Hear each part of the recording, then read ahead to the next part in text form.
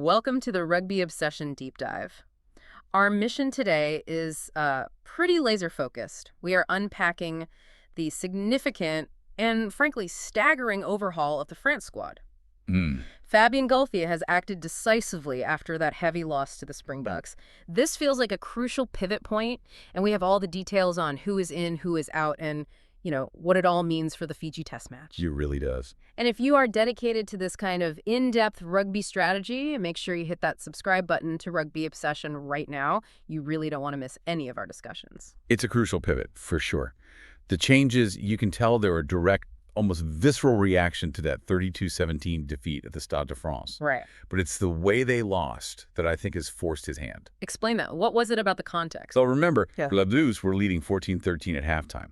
And crucially, they had a man advantage after Luc Dieker was sent off. Okay, so they were in the driver's seat? Completely. To be up on the scoreboard and up a man, and then to lose by 15 points. Yeah.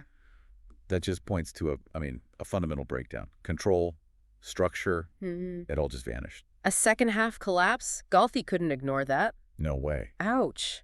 Yeah, that is the kind of failure that breeds massive changes. Okay, so let's unpack this. How massive are we talking here? They are sweeping. Yeah. The source material uses the phrase swinging the axe, and I think that's pretty accurate. Okay.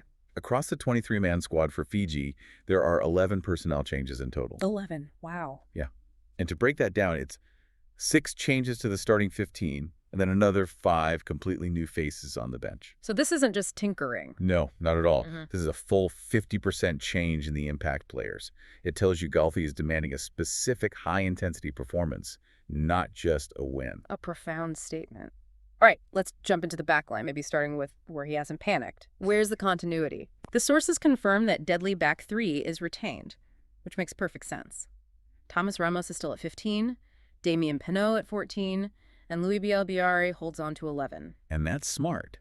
That trio represents the strike power that actually did function well, especially in the first half against the Boks. So the problem wasn't scoring points. Exactly. It was about stopping the opposition and keeping the ball under pressure, which brings us to the midfield. And this is where it gets really interesting, isn't it? The midfield is completely reset. Completely. We've got Nicolas Deporter coming in at outside center at 13, and that forces Pierre-Louis Barassi to slide over to inside center. And that's a fascinating pairing. Deporter brings that really direct, hard-running presence.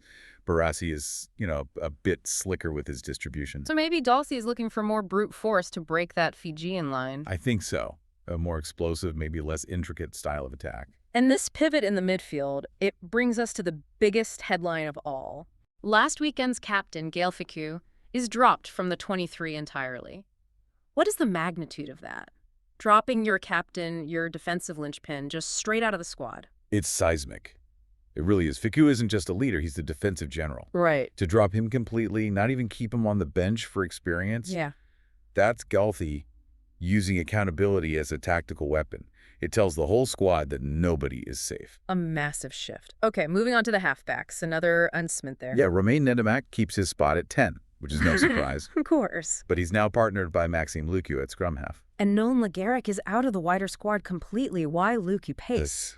Against the Boks, France just could not get clean fastball from the breakdown. Lucu is known for his incredibly quick service. It's about giving Nedimac a better platform. Control, structure, and pace. That seems to be the theme. Yep. That brings us to the forward pack and the new leadership. Absolutely. The captaincy immediately lands on the shoulders of Gregory Alldritt, who returns to the starting 15 at number 8. This is after his own headline-grabbing omission last week. It's a swift reversal, isn't it? Yeah. But it shows just how important he is, not just as a ball carrier, but as a voice for morale when the team is under pressure. A huge vote of confidence. So who joins him in the back row? Anthony Jelonch keeps his place at 6. But we see another new face starting. Oscar Gigoux comes in at 7. And that pushes Paul Boudhent to the bench. What does Gigoux bring?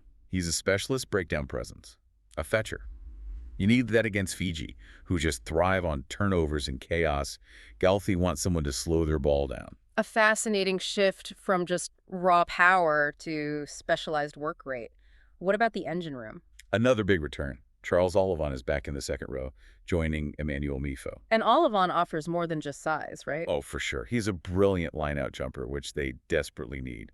But he also has the mobility of a back rower. He can link play in those wider channels. It addresses both a set-piece weakness and an open play concern. So a very calculated move. And the front row? Total consistency there. Regis Montaigne, Julien Marchand, and Jean-Baptiste Gros all keep their spots. You need that stability in the scrum while the rest of the pack adjusts. We want to know what you think about these decisions. The return of Alldritt as captain, the shock dropping of Fickou. Is this tactical brilliance or a huge gamble? Leave your comments wherever you're listening, and please subscribe to Rugby Obsession to get our follow-up analysis. So that's the starting 15, but you mentioned the bench is where Galthie's really focusing, with 5 entirely new names. Yeah, this is where you can really see the influence of that Springbok bomb squad.